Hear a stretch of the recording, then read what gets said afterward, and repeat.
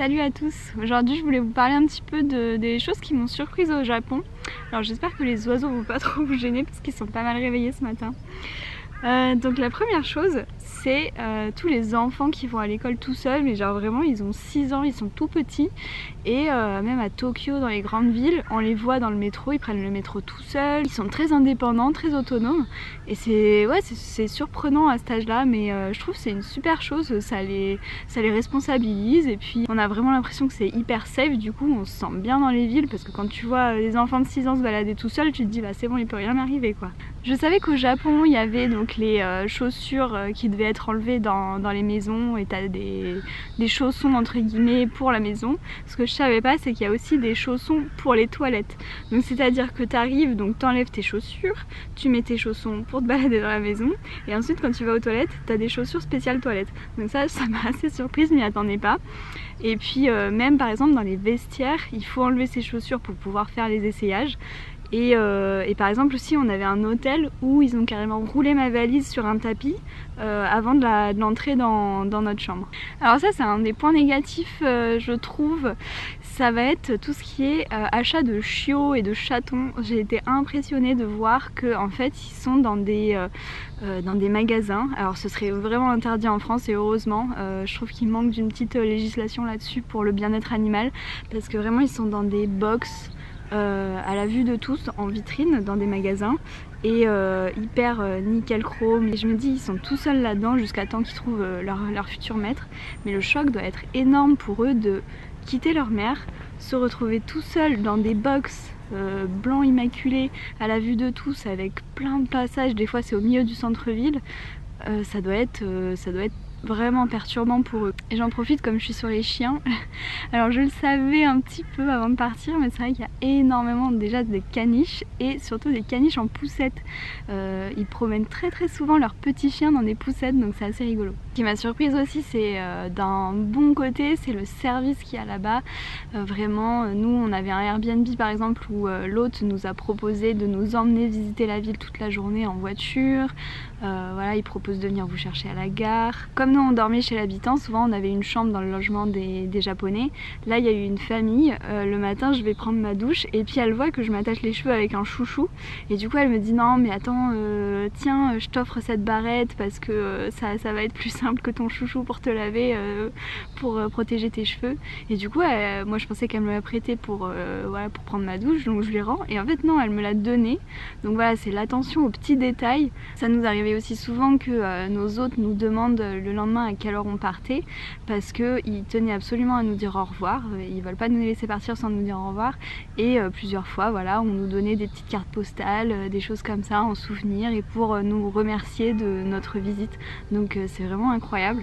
C'est même un petit peu entre guillemets chiant parfois, parce que du coup c'est vrai que moi je sais pas toujours le lendemain à quelle heure j'ai envie de me lever, et c'est quand même une attention assez touchante. Donc comme je vous le disais dans ma vidéo où je vous explique un petit peu les conseils pour partir au Japon, je vous disais que nous on a fait le Japon en voiture, et du coup c'est vrai qu'on voit pas mal de coins que on croiserait pas normalement en tant que touriste dans des petits villages qu'on passe en voiture, tout ça. Et il y a des choses qui m'ont assez surprise, c'est il y a beaucoup de petits villages en fait où les maisons sont très serrées entre elles, vraiment il y a limite mitoyenne, et c'est des petites maisons en tôle, enfin qui payent vraiment pas de mine. Des fois il y a les trottoirs qui sont complètement remplis d'herbe, pas du tout entretenus. Il y avait aussi des endroits dans les villes où il y avait des détritus, des déchets au sol, ou des tags aussi sur les murs. C'est pas l'image première que j'ai du Japon. Je tiens à préciser que c'est propre là-bas la plupart du temps. C'est juste voilà des petits détails que j'ai remarqué quand même. Et donc tout ça, ça rejoint ce dont je vous parlais dans une précédente vidéo. C'est le nombre de maisons abandonnées qu'on voit au Japon. Donc ça m'a plutôt surprise, même des fois dans les lieux très touristiques. D'un coup tu vas tomber sur une maison abandonnée au milieu de tout ça. Un autre point qui m'a beaucoup surprise, c'est de voir le nombre de personnes âgées qui travaillent, même à, franchement elles sont je dirais 70 ans. Et voilà, souvent c'est des petits vieux qui nettoient les métros, les temples, et il y en a vraiment beaucoup, donc je sais pas que vaut le système de retraite là-bas, ou si c'est juste pour s'occuper, je sais pas trop. Et puis on les voit souvent nettoyer avec vraiment le vieux balai en bois, avec vraiment les chaussures qu'on voit dans les mangas, je sais plus comment ça s'appelle, les sandales qui sont surélevées, donc c'est assez rigolo. Un autre truc qui m'a surprise aussi, c'est au resto, pour eux, c'est pas du tout comme chez nous où ça va être des longs repas, où on passe 1 heure, 2 heures au resto et voilà, on passe un moment en famille ou entre amis. Eux, c'est vraiment, on mange le repas en 15 minutes et puis on s'en va. Les cartes ne proposent pas de dessert, donc c'est vrai que quand on a encore une petite faim après le repas, nous on trouvait pas parce qu'en général les pâtisseries tout ça, bah, ça ferme, c'est ouvert la journée mais le soir ça ferme. Du coup bah voilà, c'est vraiment on a le repas, on mange et puis on s'en va quoi dans les bars ou voilà, mais on reste pas au restaurant. Je sais que c'est une marque de politesse au Japon de faire du bruit quand on mange. Par exemple on a fait un resto de ramen et le japonais à côté de moi faisait beaucoup de bruit en aspirant sa soupe, mais j'ai pas réussi à faire du bruit parce que c'est pas du tout dans notre culture et puis c'est vrai que c'est pas facile au final de manger en faisant autant de bruit. Ensuite alors je sais pas si c'est du sexisme, mais en tout cas c'est une façon de penser que je trouve un petit peu ancienne, mais on a eu une réflexion une fois qui m'a fait quand même sourire sur le coup, qui est en fait, donc c'est souvent moi qui parle au japonais parce que je parle mieux anglais que mon copain et du coup c'est moi qui parlais à ce monsieur. On était dans un magasin et puis dans la conversation voilà, on lui explique qu'on est au Japon pour 20 jours etc, et du coup là il se tourne vers mon copain et il lui dit ah mais du coup tu dois être riche pour pouvoir faire un voyage aussi long au Japon. Et du coup moi je lui ai répondu en rigolant ah peut-être c'est moi qui suis riche, parce que c'était assez surprenant que voilà on discute à deux et puis il se tourne vers mon copain pour lui dire c'est lui qui a l'argent quoi en gros. Donc ça m'a pas vexée ou quoi que ce soit, et du coup après quand je lui ai répondu ça il a dit oh pardon oui c'est vrai pardon il s'est excusé, mais voilà ça m'a plus fait sourire qu'autre chose, mais voilà ça montre quand même que y a un petit côté un peu à l'ancienne au Japon je pense sur le rôle de la femme. Alors quelque chose d'assez connu aussi mais toujours surprenant quand on y est confronté, c'est que voilà leurs villes sont très colorées, leurs mangas sont très colorés, mais eux ils sont vraiment habillés tous en noir, en bleu, on les voit jamais avec un bleu électrique ou ce genre de choses. Je pensais aussi que les Japonais ils étaient habitués maintenant à avoir des touristes européens qui viennent, mais ils restent quand même assez surpris de voir, je sais pas si c'est le fait que je sois blonde ou que je sois étrangère en général, mais en tout cas une fois à Tokyo on nous a pris en photo, alors moi je l'ai pas vu mais c'est mon copain qui l'a vu. Et puis c'est vrai qu'il y avait quand même pas mal de regards sur nous, alors c'est souvent bienveillant. Je me souviens par exemple on était dans la périphérie de Kyoto, on faisait nos courses et puis je sens un regard d'un couple de personnes âgées qui nous regardent. Bon, du coup j'y prêtais plus vraiment attention, mais voilà quand j'ai relevé les yeux ils nous regardaient en souriant. Mais voilà on est un petit peu l'attraction du moment quoi, sur le moment on est un petit peu le centre de l'attention, donc faut l'accepter. Ce qui m'a surprise aussi c'est quand on rentre dans les magasins, surtout dans les grands magasins où il y a beaucoup de vendeurs, ils ont un espèce de récital, ça doit être, je sais pas ce que ça veut dire exactement, je me rappelle plus des mots, mais ça doit être bonjour, bienvenue, enfin voilà, je suis là si vous avez besoin d'aide, etc.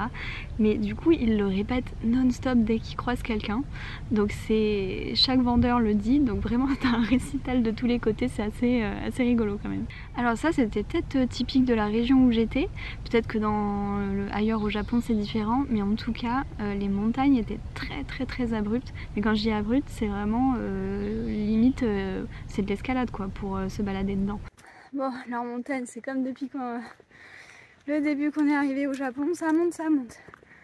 Là il y a une route mais sinon c'est comme ça. Pouf, faut monter. Pareil de l'autre côté, ça penche. Et enfin, alors ça c'est pas vraiment sur le Japon en lui-même, c'est plus la petite anecdote bonus, mais le décalage horaire, alors je sais pas pourquoi, celui-là m'a vraiment anéanti. Parce que donc on arrive au Japon, il était 9 h du matin, donc je me suis dit ah bah nickel, on va dormir dans l'avion et puis on va profiter de la journée.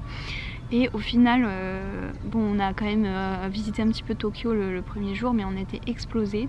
Et on est allé à l'hôtel vers 15 h et je crois qu'on s'est dit on va se poser 1 heure ou 2 parce qu'on est crevé et puis on va repartir après du soir. Au final, on s'est réveillé, il faisait nuit, je me suis dit merde, mais quelle heure il est?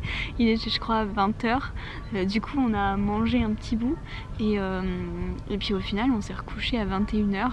On était vraiment fatigués et je me suis dit bah c'est pas grave. grave en se couchant à 9h, demain comme ça on va se réveiller tôt et puis on aura une bonne matinée pour visiter. Et au final le lendemain on s'est réveillé, il était 11h, donc ça nous fait une nuit de fou. J'en ai fait des décalages horaires, mais celui-là vraiment particulièrement, je sais pas pourquoi, il m'a vraiment, j'ai mis plusieurs jours à m'en remettre. Donc voilà pour les petits trucs qui m'ont surprise au Japon. J'espère que voilà, ça vous aura intéressé. En tout cas, moi c'est ce qui m'a marqué. Alors ça peut être du bien, ça peut être du un peu moins bien, mais en tout cas ce que je retiens du Japon, c'est que je me suis vraiment régalée. Comme je le disais, voilà, c'est pour moi un des voyages les plus marquants que j'ai fait, et j'espère que j'aurai l'occasion d'y retourner parce qu'il y a plein de belles choses à voir et c'est vraiment un pays incroyable.